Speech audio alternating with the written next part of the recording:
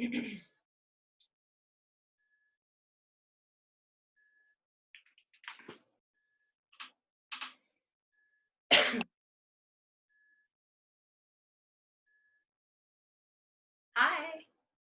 is that Lee? Can you hear me? You may need to put your volume on. So let's see who's here. Heather's here. Janine and Sophie are here. Amber, welcome. We're just waiting on a couple more. Hello. Morning. Hi, good morning. Hi. Hi. Who are you? I'm Sophie. Hi, Sophie. Oh, I finally get to meet you. Yeah, I know.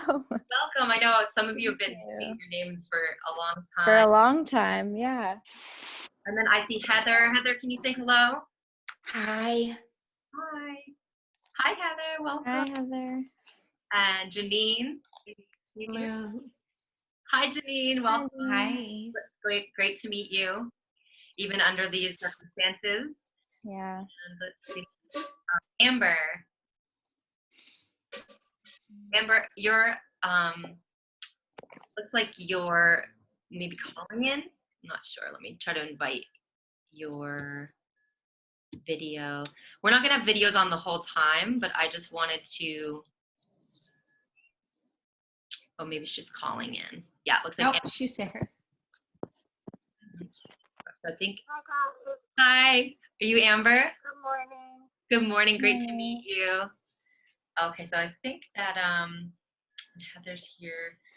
We had 6 total, so there might be a couple people joining shortly. I'm just gonna briefly check to see if anybody shot an email about being confused.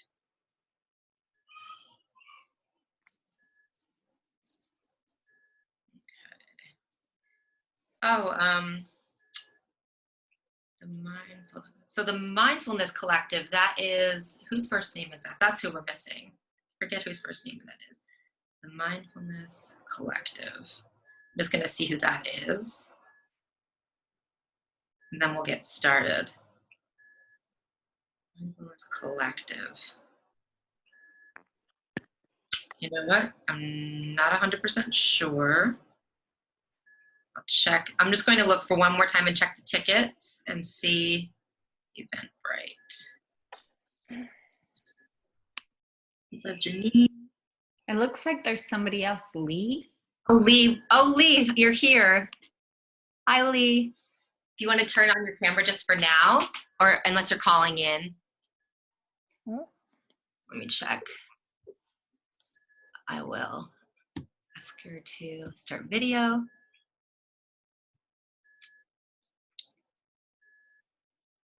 Hi, Lee. I'm going to unmute you for now just so you can say hi.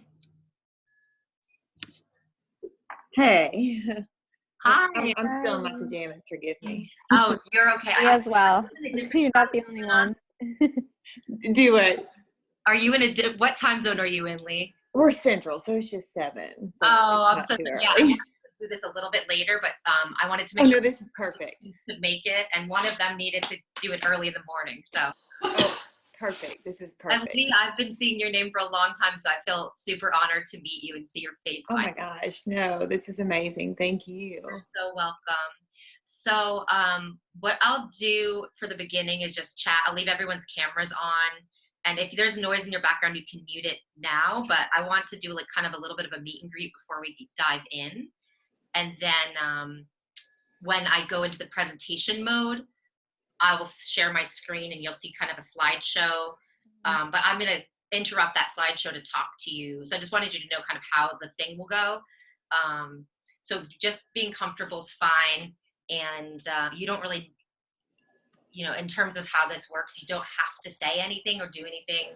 You can only participate and contribute what feels good to you. So like, just like I would run a children's yoga class, I just want to invite your comfortable participation and just be yourself and learn. So some people learn better by just absorbing and others learn better by speaking.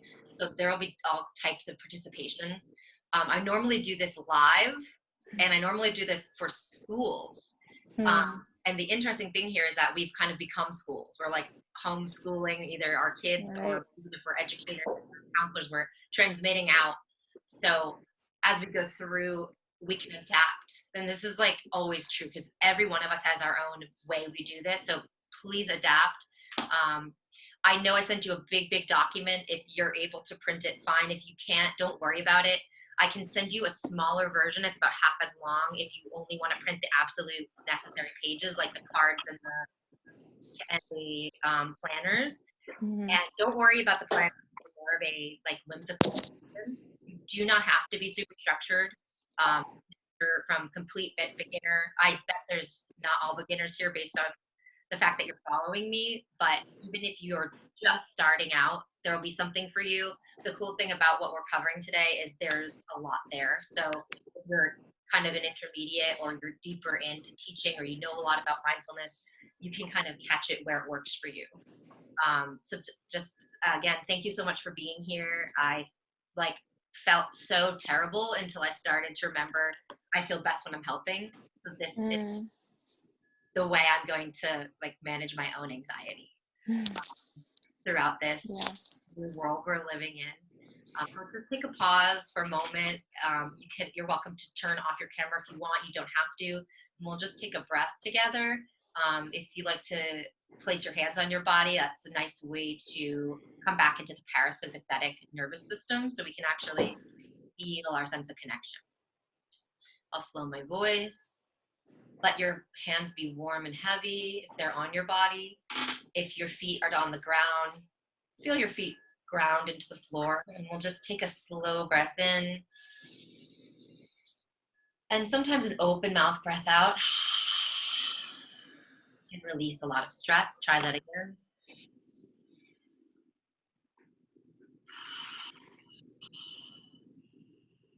And just like I would with my students, children's students, I'm going to offer you to give yourself a nice warm hug.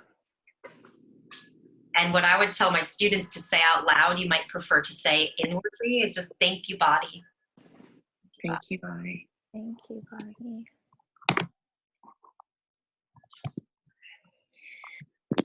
Thank you so much. So easy for us to kind of spiral out right now because there's so much fear. But I was listening to this great meditation this morning by Tara Brach, who's a famous meditation teacher, reminding us that fear is actually an intelligent response to danger. Right. Keep it in the right perspective. It's when we let this fear go out of control, out of our kind of window of perspective, that we start to act in ways that are not conducive to our own or our family's well-being. I've been in both sides of that, and a lot of the practices today, just using your senses or breathing, consciously bring you back into a place of being able to have that perspective and be in touch with the prefrontal cortex, which is our brain's kind of newer computer system to feel connection and safety.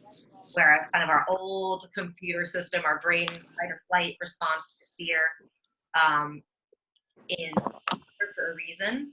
But what now that we're in our homes and in our realities, and maybe now the immediate threat today, it's important to find the way to use the fear to inform sound decision making and to keep us present. So that's like my field to get started. This will be storytelling, some lecture. There will be a lot of experiential learning, and then small group work, because there's only going to be a small amount of us. We'll probably be able to just kind of chat. Sometimes I make little rooms inside of a webinar like this, but I think I kept it intentionally small so we can all speak. Just for a moment, I'm going to glance down. There's one person that didn't make it. I just want to make sure that the Mindfulness Collective. Okay. Well, she can come to the next one. Okay, so I wanted to give everyone an opportunity to share where you are, who you are. You don't have to say like your biography, just your name, if you have a pronoun preference you want us to use. And then normally what I ask people is like, what is your self-care? Or what's one way you care for yourself? And considering now that we have a new reality, I want you to think about what's one way you're caring for yourself right now. So we don't want to take too long on this. I'll have Amber, if you don't mind, starting, or you can throw on your camera. Turn it off for them. Just give me 1 second. I'm so new to the whole Zoom stuff.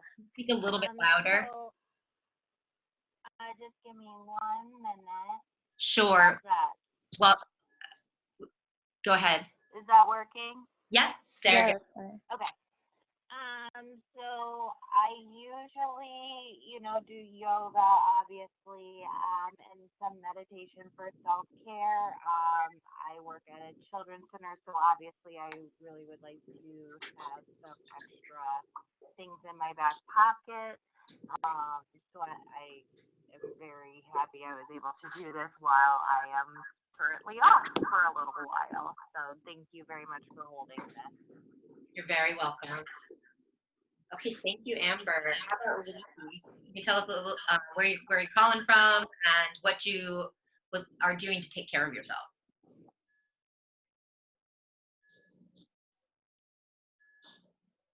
Lee? Not sure she can hear us.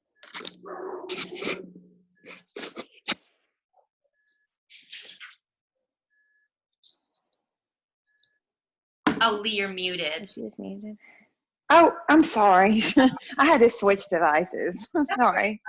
I tried to steal my kid's iPad and it's not working. So, was the question to me now? I'm sorry. Where are you calling from? And then Okay. everything you do Okay. to take care of yourself in this. Yeah, I'm from Jackson, Mississippi. So I'm from the South, and my mat in mornings, that's what gets me through this. Morning is my time of peace. My kids are asleep. They're all safe in their beds. It's just the best feeling in the world. And then finding my mat in the morning, whatever that is. Thank you so much. Okay, Sophie. Hi, I'm from New York City, Brooklyn specifically, and I use she, her pronouns. And I've been doing a lot of crossword puzzles, and reading poetry at night has really been helping, just to kind of like calm the mind a bit. And I've been teaching my partner how to meditate, so that's been pretty cool. We've been doing that together in the morning. Oh, it's lovely. Yeah. I'm a big poetry nerd. I will send incredible poetry blog. Yay! And send poems. Okay, Heather. Can you hear me? We can. Yes. Okay, so I am in West Michigan, and I am a foster mom and adoptive mom. So I currently have 8 kids at home with me during this chaos. And so finding my own self-care has been incorporating my kids into those things that I have learned to enjoy. So we've been starting to do some more yoga at home, and I have kids from ages 4 to 18 at home. So it's been different, and 5 of my kids come from very hard backgrounds. So the trauma and the chaos of what we're going through right now is, just unsettling. So that's why I'm here. Thank you so much. I'm so glad you're here. And Janine. Oh, she's muted. I will. Oh, yeah. Hi, I live in New Jersey. I teach kids yoga, all levels yoga, really, seniors, adult. I'm currently doing a master's in social work. So I work a lot with people with mental illness. Pronouns, she, her. Let me see. I try to do a lot of yoga. I've got 3 kids at home right now, and one is like stressed about it. One thinks it's not a big deal, wants to go out. The other one, we'll see. He just got home last night, so it's gonna be crazy here. And so I thought I'd do this class because keeping my mind busy actually helps me a lot, even though I feel like I'm spinning a little bit like a little hamster, because then I think, oh, I need to get this from the grocery store, but really I don't really need anything, but it's just that we don't we don't really know what um, is needed. So yeah. Thank you so much. Mm-hmm. So I will do a little intro about myself, and then I'm going to switch into presenter mode. So my name is Lara Hawkeiser. I live in Brooklyn with my family, Brooklyn, New York. And right now my self-care is a mixture of noticing I'm in a complete panic and being a monster, and then corrective measures. So one thing I've done the last 3 mornings is set the alarm, get up exceedingly early and just sit. The first day I did a 5-minute meditation on the insight timer, and then I did a 6-minute one right after. I realized I actually can receive more. Oftentimes when I'm frazzled, I can't receive meditation, or I'm so resistant, or I'm scrolling, but I actually realized I could. So then the next day I did 10 minutes. And this morning on Insight, Tara Brock's Dharma talk about the pandemic came on. So I listened to the first 30 minutes of that. She's really helpful because she's rooted in like brain science and meditation. She's a mental health professional and a meditation expert. And she's an orator. She's an author and a great speaker. So just remembering there's resources out there has been helpful. And the other thing is super simple, but I transformed my daughter's room into a sanctuary yesterday because I knew I wasn't going to be able to get work done with the house being the way it was. And she immediately became self-sufficient in that. I felt better cleaning and moving her toys and bringing out new things and putting away old things. We bought nothing either. It was just kind of the way I presented the space. It took an hour maybe, and it's a great feeling. So something when I feel like I can't make myself feel better is just making the space around me better. And inevitably I end up feeling better. And I'm actually working from her room right now. So it created a possible office space because there's not a lot of doors in my apartment. So like I said, this is for you. So if you need to eat a snack, stretch, I care that you're here. I don't need to micromanage how you take the information in, especially when I'm putting on the screen share to show you the slides. It will be like, no one's looking at you. So you can do whatever you want. You can turn off your camera anytime. I will invite you to turn them on when we come back and chat about things. So like I said, there will be interaction. It's not just lecture, because lecture is a terrible way to retain things. I want you to not be intimidated by the length of the packet I sent you. Some people are starting from square one. Probably not a lot of you are starting from square one, but remember that if you are newer, you could just grab onto 2 or 3 activities you like. But if you're somebody that's a deep dive and wants to keep busy and make a plan, you could go through the whole thing. And of course, there's always other materials too. There's so much audio meditation. I'm not a big fan of video meditation because it takes us out instead of in. But anything that can bring you inward, there's so many things to listen to. So you're certainly not limited to this. And I just wanted to say there's nothing super advanced in here. There's no 10-page body scan script. Those are all great parts of mindfulness meditation. But I wanted to do what was most practical that you could actually share with children right away, they wouldn't need to be able to gain access. So all of this stuff will help you, and it will also help the kids you love, and they won't need any baseline practice. But of course, if you're deepening, body scans and things like that are really wonderful. So we can always add more, but we want to start somewhere nice and safe. All right, so I'm going to switch into, and I'm seeing somebody in the chat. 1 second. Oh, Janine says she loves Tara Brock. Me too. Okay, so I'm going to switch into presenter to screen share mode and pop on the show. And if you have any questions at any time, feel free to just unmute if you're muted and ask away. Okay. Oops, okay. So notice here how I crossed out how to integrate mindfulness into the school day. It's your new life at home, right? So typically who attends this is school teachers and school mental health professionals and school administrators, because most of my career is built around education. But now if you're working from home, you're having to educate or do therapy from your home. And a lot of us might not even be educators. So I want you to know you do not have to have a home school. You can do things in little tiny increments. So integrating mindfulness is more about putting it in little substantive but incremental ways. You don't have to suddenly sit for 30 minutes every day, right? Like we are imagining a small bite you can take that is manageable. Like I said, my goals for today, I want to help you establish sustainable routines.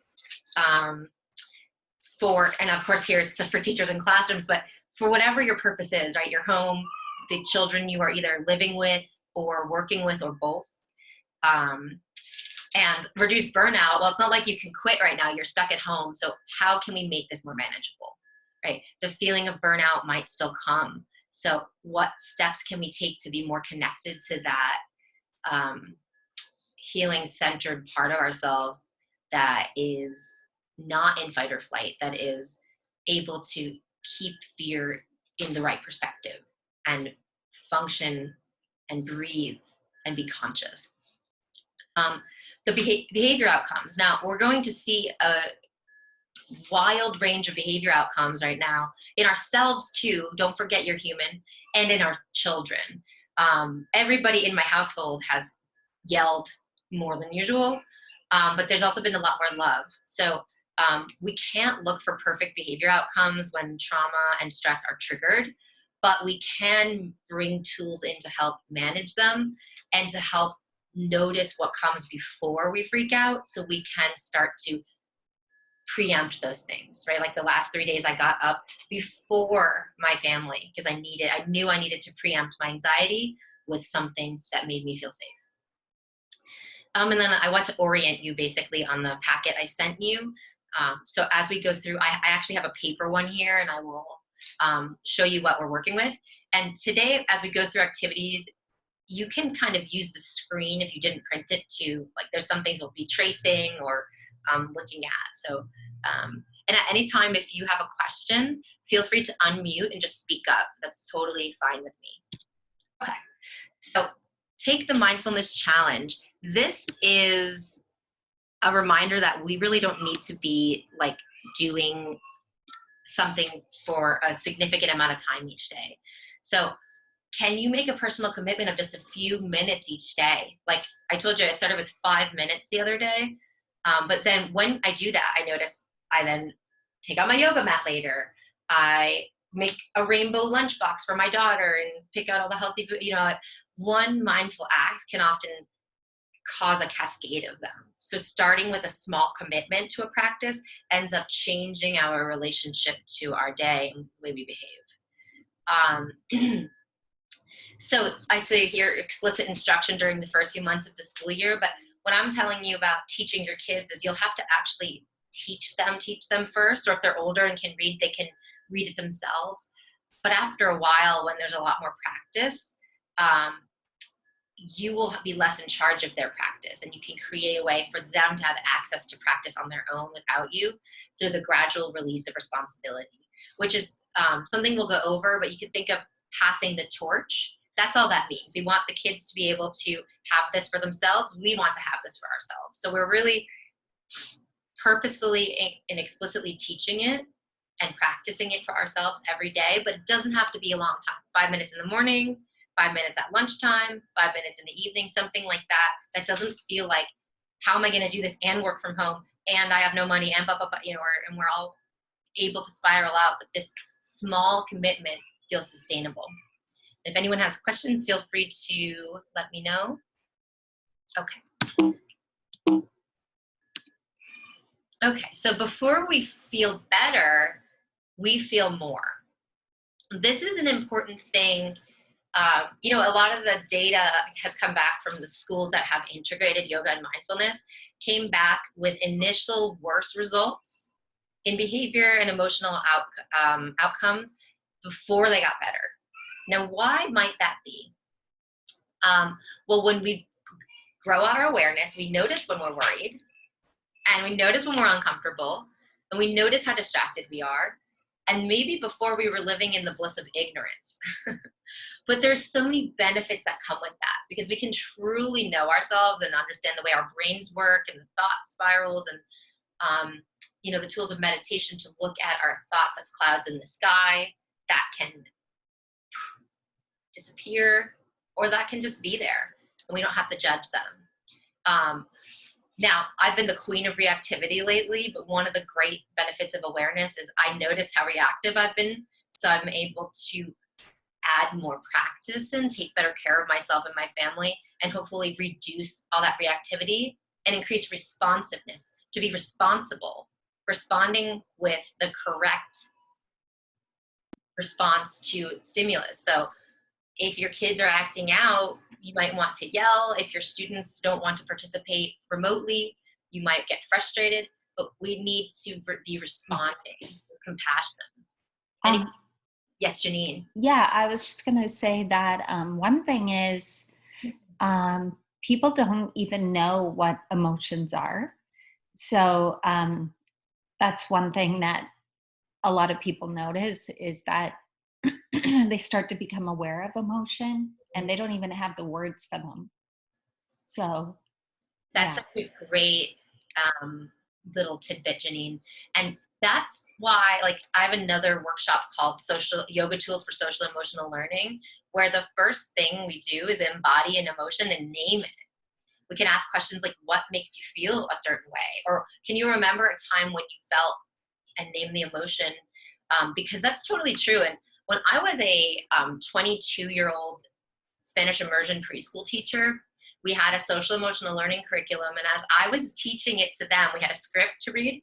I couldn't believe how emotionally illiterate I was. And I was already 5 years on my yoga track at that point. So it's incredible how little emotional awareness some of us have, because it might not be our main focus in school or at home. So these practices can make us aware that the emotions even exist. Another big thing that comes up is the shame around emotions. People feel shame that they got angry, but anger is actually a protective mechanism. It tells us something is not right for us. All of the emotions, right? This morning when I did my meditation with Tara Brach, I felt deep sadness in my heart. Well, that makes sense, right? To see that emotion and be with it. And the tears came to my eyes. And that was important because I haven't sat to let myself feel it. So thank you so much, Janine. Naming emotions is a clinical tool, but it should be a tool we have anyways, right? We know how we're feeling, and as soon as you name it, sometimes it can, just like the clouds in the sky, kind of, or just give us time to sit in that feeling. I'm so sick of let it go, because we don't need to let it go. We don't need to grip onto it, but notice and allow. These are really important meditative tools that are also clinical tools to notice and allow and investigate and nurture, right? Where all these things pop up for us, and then we can be with those emotions either for ourselves or the people we're caring for. And then the last thing is, when we notice how busy our minds truly are, we can correct course by putting less stimulus, right? So I said about my daughter's room, it's cleaner, clearer. And she was so independent yesterday because she had a clear, clean space. So oftentimes environments can affect that. So we might have a lot out. Our kids might want to dump everything out in the house. Let's make sure we continue to support them cleaning up as they go, and redirecting a busy mind. And that's something, I don't know if any of you tuned into my preschool yoga class. My daughter did live stream earlier in the week, but it was absolute mayhem. And I was so patient with her, because that's how I view childhood, as just a need to redirect. And there's no need to yell at expected behaviors. But when we're in a bad headspace, do we yell? Sure. And then we can also apologize and make amends and show how you can come back from mistakes. We don't have to just pretend that grown-ups don't make mistakes. Okay. And as I said, feel free to unmute anytime you would like to chime in. Okay, so one thing is I want to dispel the shame and anger we have towards distraction and the disdain. So like as a teacher, oftentimes I hear teachers yelling at students like, stop ruffling in your backpack and focus. But it's like, there was a reason for somebody is distracted, and oftentimes acknowledging that distraction and normalizing it. So I work with a lot of young children in circle time doing yoga. If the door opens and someone walks in, invariably everyone's going to look at what just happened, who came in. That's a sign of a healthy brain. If they just stayed watching and singing with me, that would be weird, right? But for some reason, we kind of expect them to stay focused on what they're doing. So it's like, oh, hey, Johnny's here. Welcome, Johnny. Hi, Johnny's parents. And then we can draw the attention back. So it's this leads really nicely into just what is mindfulness. And the working definition I like is with kindness and curiosity, noticing when the mind has wandered and bringing it back. And so modeling that kindness with our children and the children either we serve or that we love at home, or with ourselves. So like I'm scrolling on my phone and my phone use has been way, way up. And so instead of being like, oh, I suck, I can be like, oh, I'm noticing I'm scrolling a lot. I must be looking for distraction, and I can go underneath that, right? So I can actually pay attention to the distraction to give me some information. The distraction right now might not be so bad. Watching screen time, although like it's not my biggest tool, I would say might not be terrible. I know a lot of people are worried about kids getting screen time right now. It might be better than looking at the news over and over and reading every tweet going out. So we can always redirect the mind, but it doesn't have to be to like meditate at all times. Like that is something we can do sustainably and regularly, but it doesn't have to be the be all end all. Any questions? Can you just repeat that definition? Yep, it's the next slide. Oh, perfect. Sorry, I'm like excited, but yeah, so, and I'm also going to send you a version of this slideshow that is, has all of the activities on it, but it's not the presenter slideshow. And all of these definitions are in your handout. The handout has tips and good times for use and ways to expand. And the slideshow has a brief overview of each activity. So paying attention with kindness and curiosity in the moment.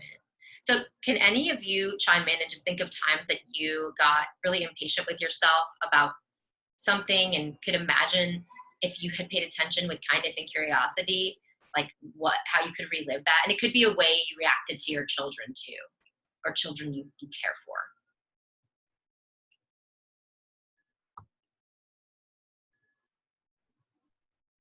Anyone want to chime in for that? I hear an echo. You guys? We can hear you. You sound fine. Okay. I would say when one of my kids was playing football for a team that was constantly losing, he would get into my car and cry every single time. And one day I couldn't take it anymore, so I got really upset. And I probably could have handled it a little bit better, but I was trying to let him know that he could only play the best that he could be, and he can't control everybody else. But instead of saying it like angry, because I was so frustrated with him getting mad and crying every single time because he only wanted to win, I could have explained it a lot more mindfully, and nicer than sort of being upset that he only wanted to be a winner. like I was trying to explain to him that you learn a lot by just being your best, and you can only control yourself. But his like wanting to be a win-win person just really was getting under my skin. So thank you so much for sharing that. And it's so easy to go into a reactive state when we feel emotional. And one of the benefits of having a regular mindfulness practice is the ability to pause, notice, oh, I'm noticing a twinge of anger. What is that? Taking a moment to investigate our own emotional response, and then making a choice about how we respond. And of course, like Janine just said, like sometimes we are emotional and we do say something not in the perfect way. So I want everyone to be super kind to themselves and recognize this is a work in progress, and there's no perfection. There's no like practice makes perfect. Practice makes progress. And just to give a little bit of like yoga philosophy, is that my background is much more rooted in yoga than mindfulness. But they really do marry well, and social emotional learning really do marry well. The yogis think of the mind as something that creates like, we create these grooves, or they're called samskaras. They're these pathways, and they can start out like a trickle, like water would trickle down, and they can become as deep as a canyon. The ones that are like canyons are the things we have thought and done over and over and over and over again. And the trickles are the newer behaviors, the newer thought practices. So it's so easy for us to fall into that canyon. It's much more conscious work to come into that trickle and make that like a deeper groove. So going back into old thought patterns or behavior patterns is part of conscious awakening. Just want you to know that. And it's not something that will ever completely go away. Those patterns don't disappear. It's just the other ones get more prominent. If anyone has any questions, otherwise I'll move on. Okay, so in the packet and here in the slideshow, I just wanted to mention how I think of mindfulness, the big M mindfulness.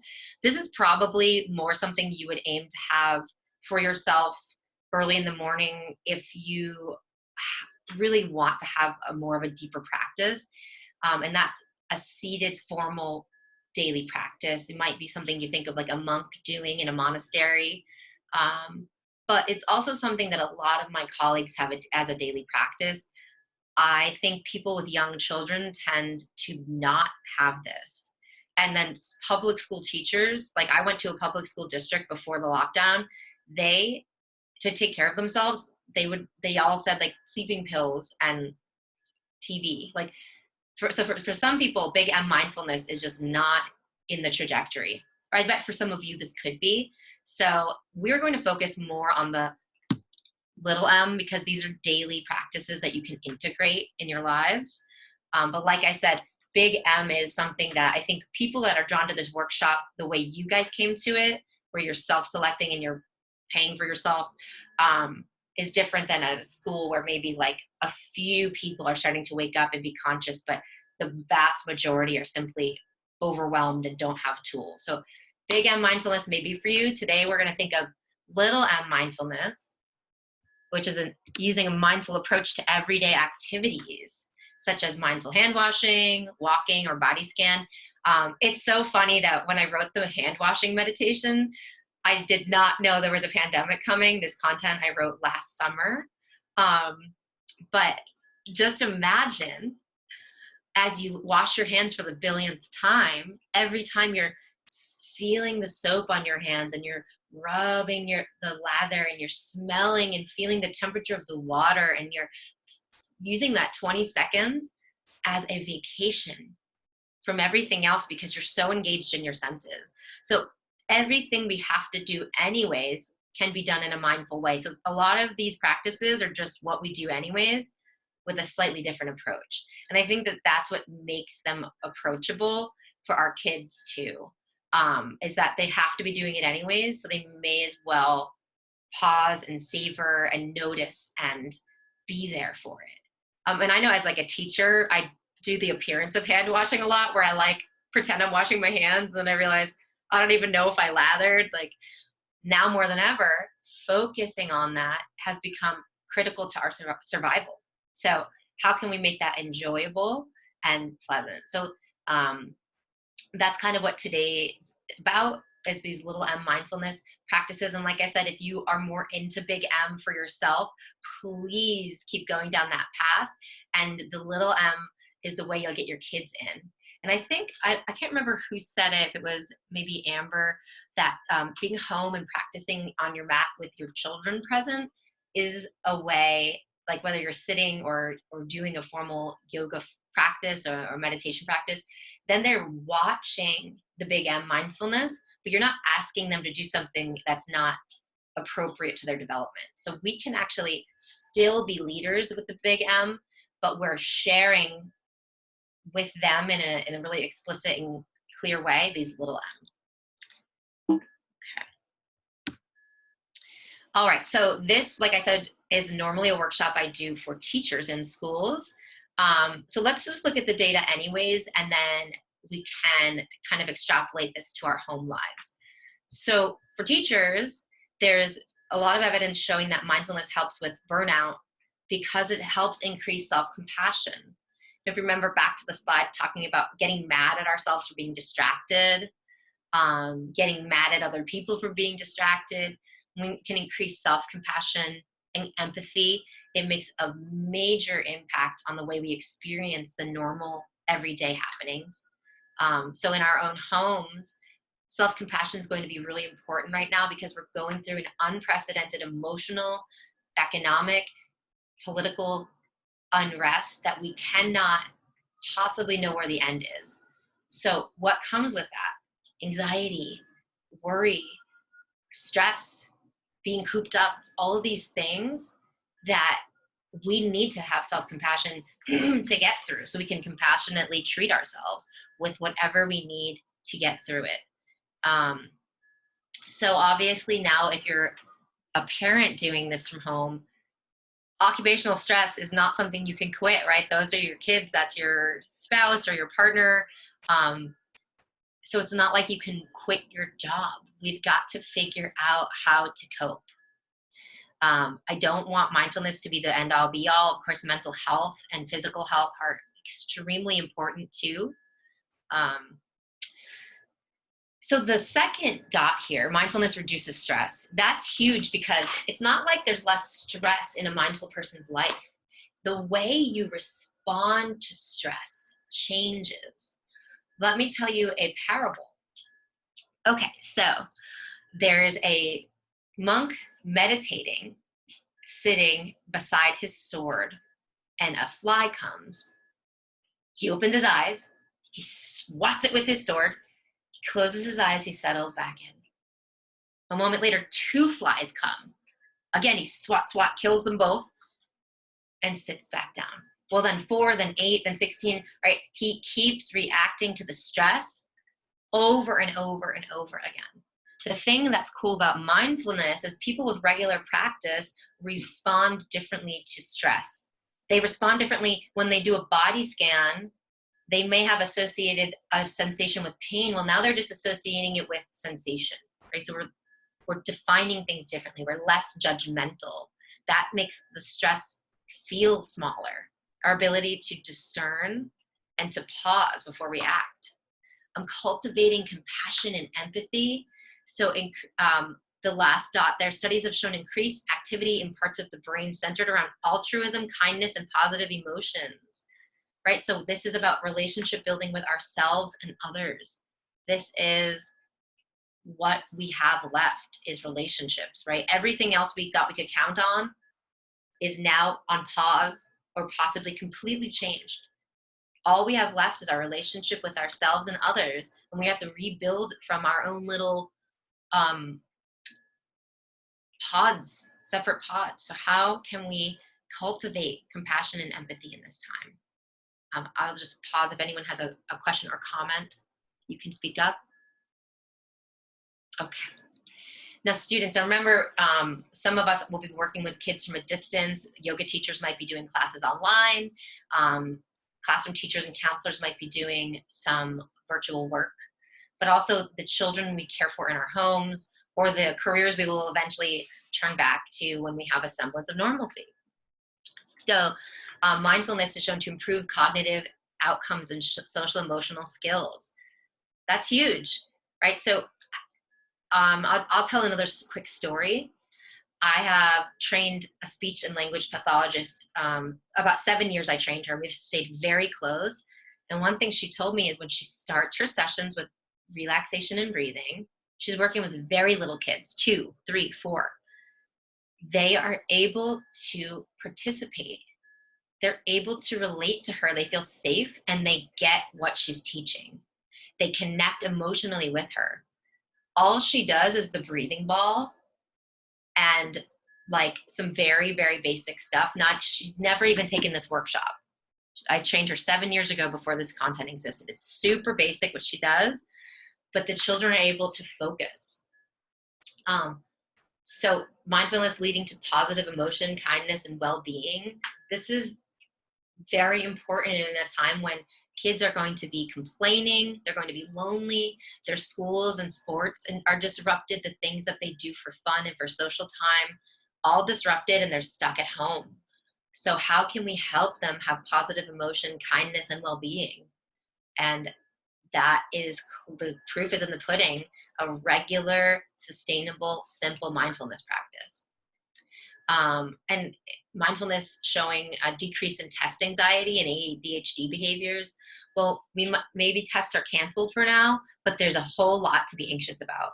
So we need to help kids relate differently to their world. And They're that not is canceled. I was going to say they're not canceled tests at all. Oh, some are, some are not. That's too bad that they're trying to ram it through. I think that one thing we're seeing is that schools are sending home assignments, but there's not instruction. And a lot of adults are working from home that still have employment, and not all of us are trained as educators. Or I'm an early childhood educator, so if I had a 10-year-old or a 12-year-old, I would not know how to do their homework with them. So we are also going to have an unprecedented time where there's going to be assignments that maybe we can't support and help with. And so how can we just increase anxiety overall? I think we're going to have to live in a world where the expectations shift. We cannot expect from our children what we would have expected from them in a normal classroom circumstance. So whether that's the teacher's expectation on the student or your expectation at home, if you have kiddos, is really important that we shift our expectations down with the current happenings, that we're present to what's happening and why that will impact people's ability to learn. Children go to school because they can't teach themselves, or else they would just stay home, right? So now suddenly they're home without that teacher, and we cannot expect the same outcomes. Okay. So this is, I promise the lecture part's going to end soon, and there will be more interaction very soon. But this is coming back to the general idea I opened with, is like that daily commitment. Mindfulness really does start with you. I'm getting a chat here. Oh, Janine says she thinks it requires a lot of advocacy from parents. She's talking about the issue of the schools expecting everything. And we do need to stand up and say, we are not full-time educators. Some of us are still trying to work and just adjust to new life at home. And I'm absolutely going to be writing a blog on this, and I will sponsor it. Even though I don't have income coming in right now, I will pay to have it disseminated, because I think that she's completely correct. We need to stand up and say what's right. So thank you, Janine. Okay, mindfulness starts with you. Like I said, this is a workshop intended for the average educator, which means they may only want to put 1 or 2 minutes in, but remember, you can do as much as you want, as much as you want. So a daily routine, a daily ritual, that can be as short as you need it to be. So I'd love to just hear what a couple people, even before this all happened, what is your daily ritual looking like? If anyone wants to chime in, you're welcome to.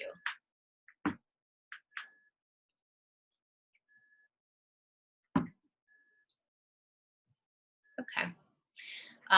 So when I think about this has changed a lot for me over the years. I used to not have kids and be a full-time yoga teacher. In between being a teacher and starting this business, I was a full-time yoga teacher. And so I would get up early in the morning, drink some hot beverage, um, sit. I'd go to the yoga studio, teach a class. Like I was like very steeped in the yoga world, and I would practice and in the studio every day. Well, of course, that's not going to be what I can do now. So my practice became something I would take with me. So before I walk through the threshold of the school I'm entering, I'll take 5 breaths. I'll visualize how I want to feel with the students. Um, Maybe sometimes I walk a lot because I'm in New York City. So I will do a mindful walk. I'll feel my feet on the ground as I go and just take in the world through my senses so that when I arrive, I'm arriving present. I'm not arriving in a fight or flight state. Um, so these daily rituals can be very small, and preferably they are done at the same time every day. So if you do have a new reality where you're working from home, you can still create some structure no matter how flexible you need it to be. So your little practices can be part of that structure. They can be built in. Um, I'm creating a visual representation of this for my 3-year-old today. So I'll just make a picture of art. I'll make a picture of, food or eating, and like just show her what the day's like. And then I'm going to put a few yoga and mindfulness images in there. So breathing time, snuggle time, exercise time. These can be things we do mindfully. So just thinking about our new realities as we're working throughout the day, maybe before you start each new task, you take a couple breaths, something like that. Okay, and then this is the thing I want you to know, that if it feels awkward, that's okay. As you're teaching these activities to your kids, you might be learning it with them or practicing it alone before. It's okay to not be perfectly fluent and comfortable and to feel awkward. The more you do it, the more second nature it becomes. That is the great thing about practice. So going from awkward to less awkward is kind of my funny way of saying you don't have to be a natural born mindfulness teacher to still offer up these little mindfulness activities in your home or with the kids you love online or in person in some distant future. So you can learn one activity at a time and do it over and over. Or maybe you just have 2 or 3 in your repertoire that you repeat until you really, really know them. You don't have to do all 18. I'm only offering that for variety and for people who want to dive deep. You can learn along with your kids. You can read it to them, have them read it back to you if they can read, practice together. You can practice teaching them, they practice teaching you. I've got a little chat coming in. Let's see. Oh, and Janine's saying kids love to learn with you, and they can also teach you. This is part of my kids yoga teacher training, is that kids can teach you. When I put the 8-year-olds that I work with in my after school program, I just put the materials out. If I'm not teaching them and they're leading the show, they are so into it. But when I'm like, blah, blah, blah, they tune it out. Kids love to feel important. They love to take charge, and they're very curious. Let them do it in their own approach. That's fine. Thank you, Janine. Anyone else want to chime in? You're welcome to. Okay. Don't rush. This one's important. I know a lot of big kids will just kind of like read really fast through something. The whole point of these things is to slow down. That can also mean we slow down our speech. We take a little more time than we need to do these activities, to let the sensation sink in, to let the experience be felt, to reflect upon it, right? So after you do the activity, what was that like for you? Turn and talk to your sibling about it. Write it in your journal. Draw a picture of what that felt like. Kids can't do rhetorical questions very well, right? What happens when you ask a rhetorical question to a kid? Anybody? They answer it. They answer it. We need to let them think it through.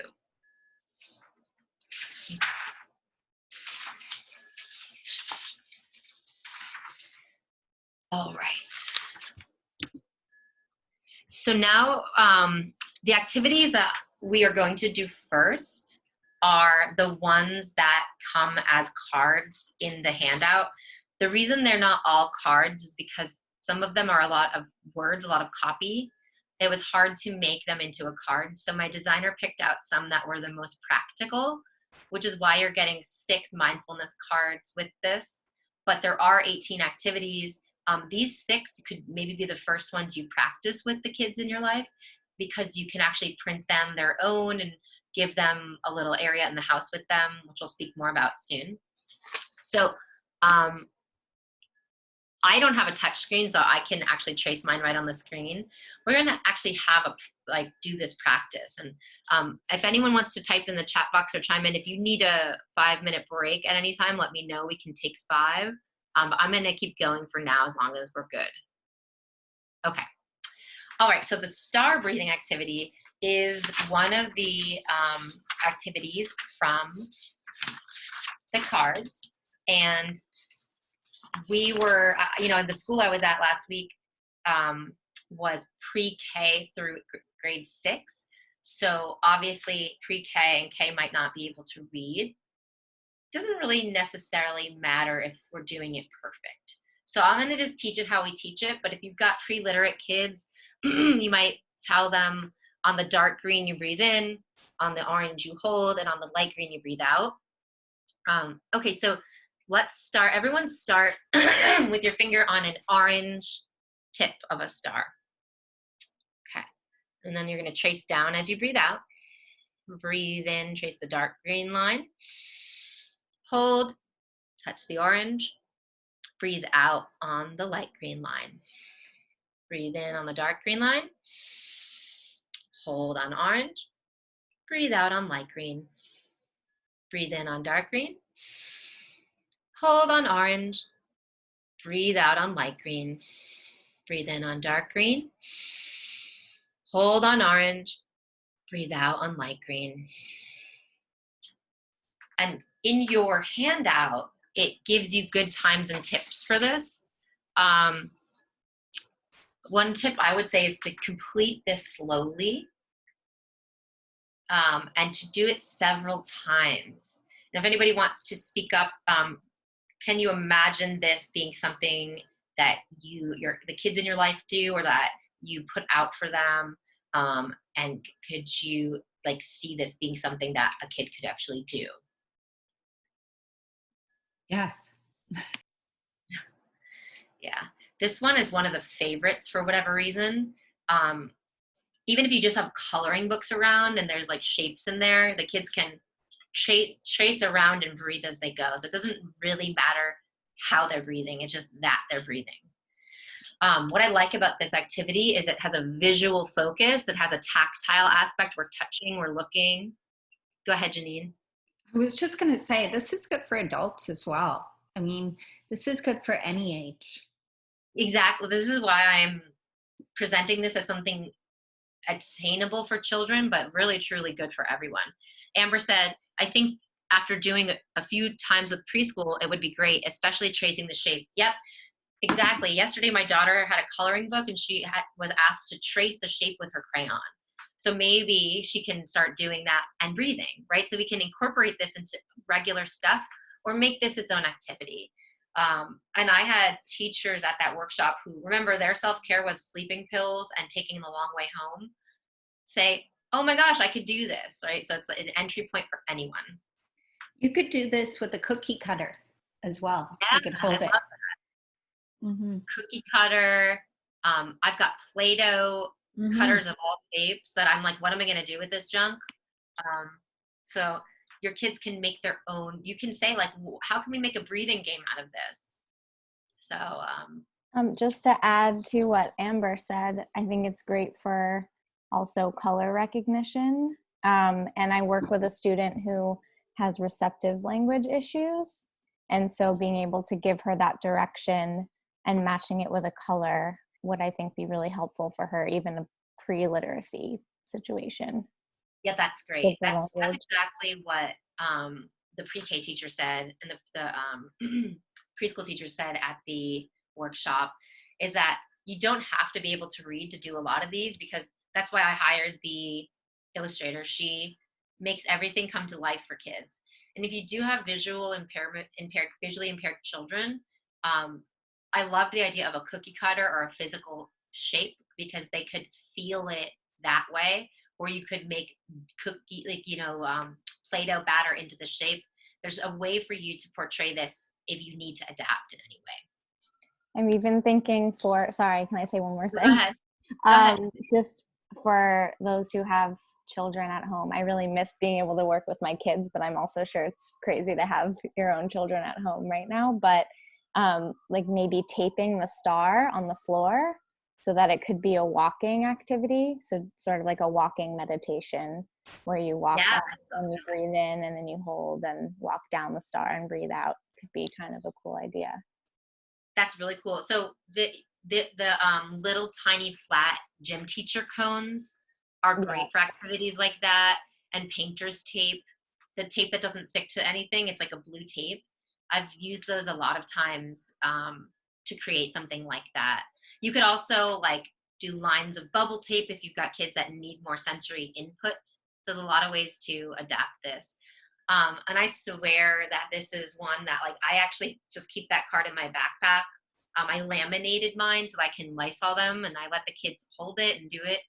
If you have your own like counseling space or classroom space when we go back to work, you can put it in that area, or you can just have this printed and have it out for your kids in the house if you're stuck home with them now. This next one is really fun. I'm actually going to have to pause the screen share and then have you all look at me. So let me see how I make this speaker view. I think, let me know if you can you see me right now on your screens? Yes. Yes, okay, perfect. So I'm gonna teach you the breath of joy, and let's see, can you see me? Yep. Okay, so the breath of joy it doesn't have to be perfect. This one is great if the morale is low and people are whining or tired, and we're gonna have a lot of whining and tired. So let's take a moment. I'll show you first and then you can try it. So basically, I'm moving my arms up, out, up, and down. And each time I went up, out, up, I breathed in sharp. And then when I went down, I went ha. Because it's more of an intense breath activity. So because of that, we're going to do the maximum 5 times. Gentle, you can do over and over. Intense, 5 times maximum for kids. So if you have space, you can stand up. And you can keep your knees a little bit loose. And our arms are going to go up, out, up, down, up, out, up, down, up, out, up, down, up, out, up, down, up, out, up, down. Just take a moment, notice how you feel.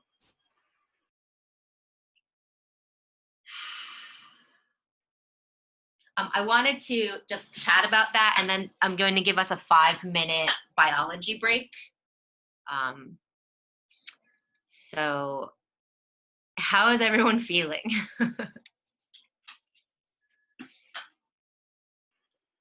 What was that like? Wendy message. Amber loved it. Anybody feel your energy or mood lifted? Oh, I Jenny like loved it as a breathing activity that incorporated the body movements, because my kids from tough places have a hard time sitting still. And so Yeah. learning a breathing activity that you can incorporate movement with is a good way to get them to start doing the in-out breathing without having to lay there and be absolutely still. Yeah, love it. A lot of these mindfulness activities are I did intentionally without a lot of movement because the school said make sure it's not yoga that I first designed this for. And then every time I do ones with movement, those are the favorites. So it's like really funny that educational places are so afraid to make things too much like yoga, but then they actually really want yoga and movement. So that contradiction is inherent in this world. Just wanted to I'm let you very, know. very thankful. Even my kids' second grade class, one of their calm down areas has yoga cards in it and lets them Awesome. go and do yoga in their calm down area. I love that. And I included the calm down in the handout. I included the time for me calming cards, which are all very like relaxing yoga poses because this whole thing is to help kids kind of get in control of their bodies. Yes, they were sued in California, I believe, because of, yep, exactly. So Janine knows about, there was a court case in Encinitas, California, where the school system had actually Next Generation Yoga, which used to be owned by my previous business coach. That was her business was in the school doing yoga. And what they identified was that yoga, like the results of the case is that yoga has to be stripped of its spiritual trappings. Now, one of the things that's happened to me as I've become more and more secular in my practice of teaching is actually I've lost some of my spiritual underpinnings. I found my old blog from 2015 and 2012 to 2015 when I was so into yoga. And so like having a spiritual practice for yourself is great. And we have to figure out a way to deliver that in a secular model. So you'll find all of this is quite secular, but we're still connecting. And that is the spiritual feeling, right? That feeling of connection. So it's 9:07 my local time. I'm going to give us a 5-minute break and we'll come back at 9:12 my local time. I want to give people a chance to use the bathroom if they have to. So I'm just going to pause it and we'll see you all soon. I'm going to open up the slideshow. Okay. So breath of joy. It's a great one. And take 5 breathing. This is another one from the cards. And just like the star breathing, it's something to trace, but it doesn't require you to have anything. Has anybody seen like hand tracing mindfulness activities before? Okay, so basically you spread your hand, you use a finger from your opposite hand, and as you trace up the thumb, you breathe in. As you trace down the thumb, you breathe out. Trace up your next finger, breathe in. Trace down your next finger, breathe out. Trace up your middle finger, breathe in. Trace down, breathe out. Trace up your ring finger, breathe in. Trace down, breathe out. Trace up your pinky and breathe in. Trace it down and breathe out. So with that one, it's, are you seeing my screen share, everybody? I don't know if I did that. No. Okay. Oops, I didn't actually show it to you. Okay, try that again. No, we saw you. You saw me, okay. Okay, so the screen, the card, this comes with one of the little cards that you get in the back. And it's great because you have a hand anywhere. And I think that it's a sensory and tactile experience. So for some kids that are seeking tactile input, this can be nice. There are some kids that really avoid tactile or like sensory input that you might want to avoid this for. But overall, this has been very, very popular. If you work with really young kids, first you practice tracing, then you practice adding the breath. But older kids can learn to do both at once quite quickly. Does anybody have any questions about that one? Okay. Oh, and I've got a chat coming through. There we go. Nope, no questions. Okay, thank you, Amber. All righty. Okay, so the 5 breath space maker. I'm not in love with the name anymore, but I'll just tell you the premise of this. This also comes with a little poster, like a page-sized illustrated poster of this one.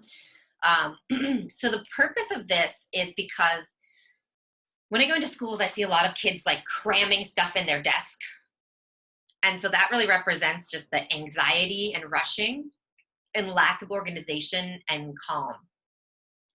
And now that we're stuck at home, right, like we're around people that are going to be doing a series of things all day. And if we don't close out one activity, take a moment, put all the things away, breathe, acknowledge that we did something, maybe express gratitude, and then what do we need for the next, right? So there's this ritual ending and beginning.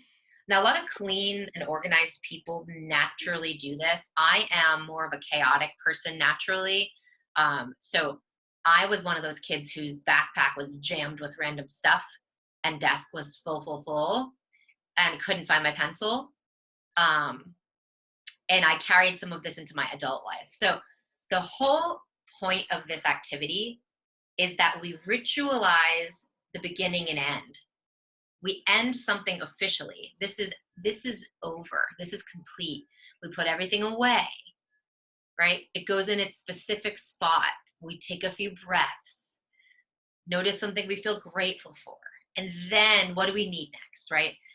Oftentimes what we do instead is this and that and this and that and this and that. And because we're already in such an anxiety provoking times, I could not stress more how important this is. And this is actually what kind of saved the day for me yesterday, because as my daughter was taking out every single toy and I was like, oh no, I just cleaned. I remembered, okay, just ask her to play one thing at a time and stay with her. And as each thing is done, I didn't make her do this whole activity, but I said, let's put all the things away and we'll say, bye-bye blocks. That was fun to play with the blocks. I'm so glad we have blocks. Okay, what's next? So you don't have to make this formal. This can be very informal. But if you're looking for more of like a spiritual moment with your kids, to dip into that feeling of gratitude, like, you know, maybe they had to do their math and they didn't love it, but something that they can find a grain of gratitude for is wonderful. Does anybody have any questions or comments on this one?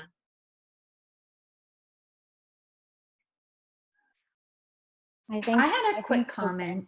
Oh, sorry. Go ahead. I was just going to say, like how you were saying about the chaos with with the desk and stuff. I think like a lot of it comes also from the teacher, you know, not recognizing that the kids need this. Like I feel like this is a life skill, and if it's not taught like at a young age, that the kids don't really learn this skill. I think that's a huge thing that's missing actually in the school, is teaching little tips like this, and just teaching it from pre-K all the way up into 12th grade. So then when they get to be older, it becomes just part of them. The workshop I did I did a workshop with the whole school district a few weeks ago, and I asked them why is it that we don't do this? And the reason is the perception that teachers must do more. They must instruct the whole period, that we don't have time to start with a quiet moment and the 3 minutes it requires to mentally and physically wind down, that we want to fill the whole 47 minutes or whatever with instruction, because we're asking too much of the time. And so from the top down, the stress is just trickling down. And this is actually something that requires a culture shift. And because the culture shift is very unlikely from the top down, from the source of the school down, what happens and what really works is the teachers that do this and other people witness it. Do you know how I got into that school district? Well, one teacher I worked with changed how she taught. Everybody heard about it and they started to observe her. And then they ended up starting a whole after school program based on it. And now they have $20,000 of funding a year for this program they're doing based on her just simply creating 5 minutes, 2 at the beginning and 3 at the end of class. I mean, why is that so mind-blowing? We just don't value the need for transition. How much anxiety do we have when we go from one thing to the next without taking a recap? In my family, we call it recapping. When we finish an experience, we drive home from a camping trip, or we are leaving one place to go to the next, we talk about everything that happened, how it made us feel, something we hope to remember when we look back. Recap, making a holy moment. These are so obvious,